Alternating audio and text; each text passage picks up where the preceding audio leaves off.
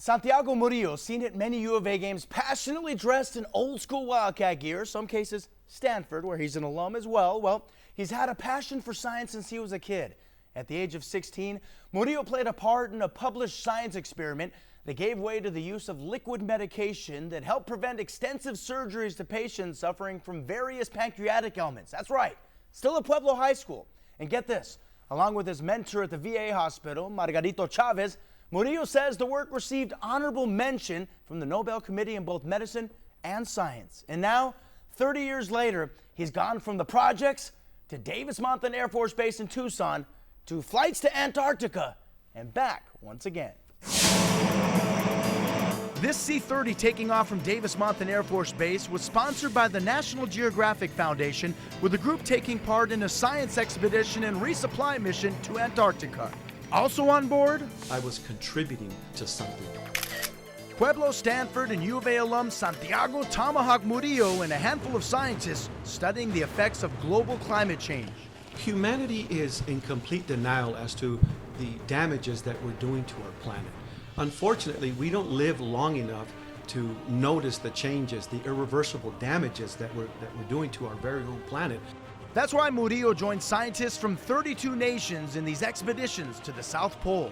It happened last week. The effects of climate change. Look at the polar vortex that affected the United States. Who would have thought the proud Tucson native, recognized at many football games as historic Wildcat player John Button, Bear down, cats, is highly respected in various academic circles, from science to law.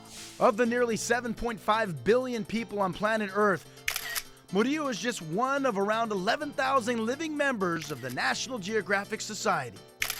He was inducted in 2006. I first reported on Murillo in 2016 when, while training for the Tour de Tucson, he was involved in a horrific bike accident that left him paralyzed from the base of his neck for 19 excruciating hours. After my accident, Paul, I went from a wheelchair to a walker to crutches and to a cane. And then this. Murillo continued his comeback by training in boxing, which is nothing new for the former amateur champ. His generosities have also been recognized by the United States Olympic boxing team for training techniques and defensive strategy. In my opinion, Paul, there is no better training for anyone out there than a full boxing workout.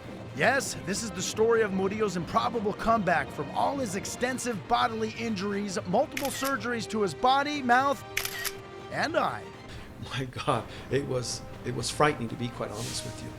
But I survived it. And battled back with countless hours of physical therapy, from running up Tamahawk Hill to biking to training in dizzying altitudes of over 15,000 feet above sea level. It's a work ethic instilled into him by his mother. Talk about the values in life that you learned by simply growing up poor in the projects in a single parent household. My mom raised us on waitress tips, Paul.